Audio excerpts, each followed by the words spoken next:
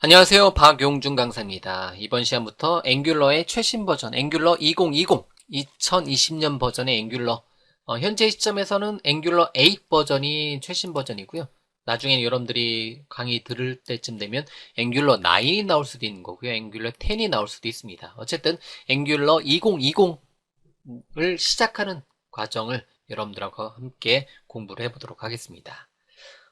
저는 이제 박용준이고요. 마이크로소프트 MVP로 활동하고 있고요. 데브렉 사이트에서 주로 일을 하고 있습니다. 자, 앵귤러에 대한 간단한 소개를 먼저 진행을 한번 해보도록 하겠습니다. 자, 앵귤러는 자바스크립트 프레임워크입니다. 이렇게 여러분들한테 말씀드릴 수 있는 거고요. 앵귤러는 모바일과 데스크톱을 위한 하나의 자바스크립트 프레임워크이다. 완성된 자바스크립트 프레임워크고요. 여기 이제 모바일 또는 이제 웹 애플리케이션을 만들 때 사용하는 거고요. 앵귤러를 사용해서 모바일 앱을 만들 수도 있습니다. 현재 가장 인기 있는 제 물음표를 써놨긴 했는데요. 인기 있는 것 중에 하나, 인기 있는 것 중에서 세 개 중에 하나로 볼게요. 그래서 앵귤러라든가 리액트라든가 뷰.js와 같이 인기 있는 자바스크립트 프레임워크다. 이렇게 볼 수가 있겠고요. 자, 구글과 마이크로소프트의 합작품은 아닌데 구글의 기술과 마이크로소프트의 기술이 어떻게 보면 만났고요. 이제 구글에서 앵귤러 프로젝트를 먼저 시작했고, 자, 마이크로소프트에서 타입스크립트 프로젝트를 시작했기 때문에 앵귤러는 타입스크립트를 사용합니다. 자, 그래서 어쨌든 앵귤러는 내부적으로 코드 작성할 때 타입스크립트를 사용한다. 이렇게 보시면 돼요. 자, 앵귤러는 서버 측 프레임워크가 아닌 클라이언트 측 프레임워크입니다. 이렇게 얘기해 줄 수가 있겠고요. jQuery, 리액트 같은 자바스크립트 라이브러리가 아닙니다. 이렇게도 얘기해 줄 수 있고요. 그 다음에 MVC와 같은 디자인 패턴이 아닙니다. 라고 얘기를 해 줄 수가 있습니다. 앵귤러는 뭐냐? 기존의 이제 웹 애플리케이션은 멀티 페이지 애플리케이션이라고 해서 이제 그 페이지마다 리프레시 되면서 이동하는 형태대로 개발이 됐다면 앵귤러는 싱글 페이지 애플리케이션을 만드는 형태대로 이제 웹 애플리케이션을 만듭니다. 싱글 페이지 애플리케이션은 페이지가 새로 고침되지 않고요. 서로 이제 한번 처음에 로드하고 나서 서로 다른 뷰로 이동하면서 뭐 새로 고침을 하지 않고요. 페이지를 이동하면서 보여주는 게 싱글 페이지 애플리케이션이고요. 자, 이러한 싱글 페이지 애플리케이션을 구현해주는 여러 가지 UI 프레임워크 또는 이제 프레임워크 또는 라이브러리 중에 하나입니다. 일반적으로 앵귤러, 리액트, 뷰.js, 그 다음에 마이크로소프트의 블레이저 등등등이 싱글 페이지 애플리케이션을 만들어주는 기능을 아주 쉽게 만들어줄 수가 있습니다. 싱글 페이지 애플리케이션이 필요 없는 경우는 앵귤러도 필요 없습니다. 예, 함께 사용하는 경우 이제 싱글 페이지 애플리케이션을 위해서 이제 앵귤러라든가 리액트라든가 뷰.js가 굉장히 힘을 발휘하는 거고요.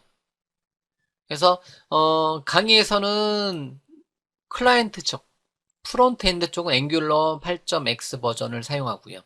그 다음에 백엔드 쪽은 ASP.NET Core 3.x를 사용해서 강의가 진행이 됩니다. 물론 앵귤러에 포커스가 맞춰져 있고요.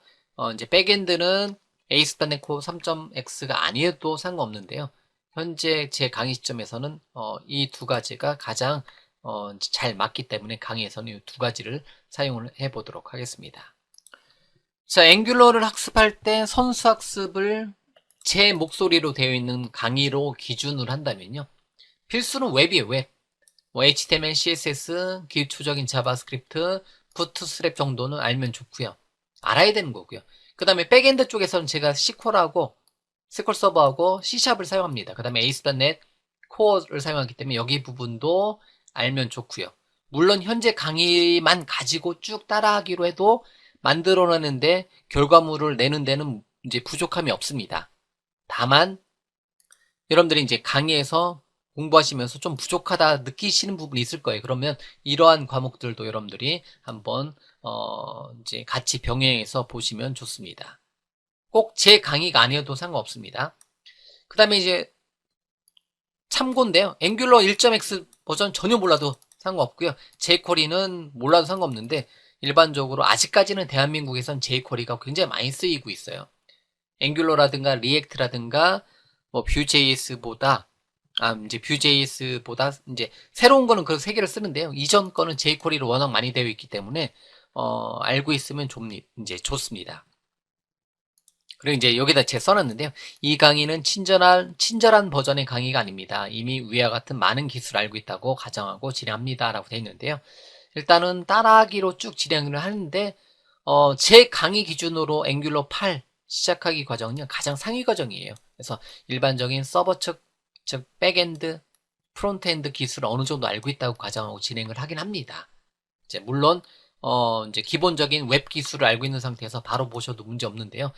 굉장히 많은 프론트엔드하고 백엔드, 물론 이제 백엔드에 포커스를 맞추지 않지만 프론트엔드 쪽에 포커스를 맞추고 있지만 그래도 백엔드 기술도 어느 정도 데이터베이스라는 개념, 그 다음에 프로그래밍 개념을 알고 있다라고 가정하고 진행하기 때문에 조금 어려울 수도 있어요.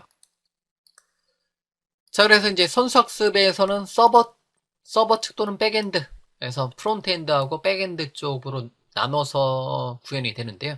그래서 이제 백엔드 쪽은 ASP.NET Core를 사용합니다. 그래서 ASP.NET Core의 컨트롤러, 액션, 모델 바인딩, 웹 API 등등등에 대한 개념을 여러분들이 알고 계시면 좋고요. 만약에 모르셔도 이제 크게 상관은 없게 제가 따라하기로 쭉 하긴 하는데요. 그래도 이제 백엔드는 ASP.NET Core를 사용하겠다라고 미리 말씀드리고요. 백엔드에서 사용되는 데이터베이스 처리는 마이크로 ORM 또는 풀 ORM인 이제 EF 코어를 사용한다. 얘네들을 통해서 실제 데이터베이스에 create, read, update, delete 한다. 이렇게 보시면 됩니다.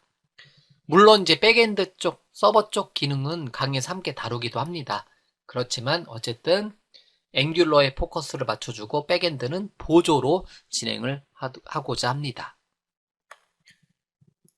자, 이 과정을 통해서 우리가 배울 내용은요, 앵귤러의 기본적인 기능 사용법을 배웁니다. 그래서 컴포넌트, 템플릿 문법, 속성 바인딩, 이벤트 바인딩, 서비스 클래스 만드는 법, 디펜던시 인젝션, 폼, 라우팅, HTTPS가 아니라 HTTP, 모듈 등등등을 배운다라는 거죠. 자, 그리고 이제 배포에 대해서는 따로 다루진 않지만, 우리가 이제 만든 그 앵귤러 앱을 애저 웹앱에 업로드해서 이제 실제 실행하는, 돌리는 것까지는 제가 데모로 보여드리도록 하겠습니다. 실제 현재쯤에서는 앵귤러 8 이전 버전으로 만들어져 있는 게 아직은 데모 사이트에 올라가 있긴 해요. angular.dul.me 사이트로 저장하게 되면 오른쪽처럼 현재 강의 이전에 만들어져 놨던 앵귤러 강의를 통해서 만들어진 데모 사이트가 실행이 되고 있습니다. 물론 데모 사이트는 언제 없어질지는 모릅니다. 예, 어쨌든. 자, 강의에서는 클라이언트 사이드는 앵귤러를 사용하는 거고요. 서버 사이드는 ASP.NET Core를 사용하도록 하겠습니다. 그래서 여러분들이 서버 사이드는 스프링 부트라든가 PHP라든가 노드라든가 파이썬 장고라든가 등등등의 기술을 사용해 줄 수 있는데요. 저는 이제 ASP.NET이 가장 저한테 잘 맞기 때문에 서버 측 기능은 ASP.NET Core를 사용할 거고요. 앵귤러 8과 어울리는 서버 측 기술들은 저는 ASP.NET Core하고 SQL 서버 데이터베이스 사용하는 거고요. 여러분들에 따라서는 뭐 이제 어떤 분들은 이제 미리 Node.js라든가 MongoDB에 익숙하신 분들은 서버 측 기술을 Node.js로 사용을 해줄 수도 있다는 거예요. 어쨌든 저는 서버 측 기술은 ASP.NET Core의 웹 API를 사용해서 JSON 데이터를 주고받고 하는 기능을 구현을 할 겁니다.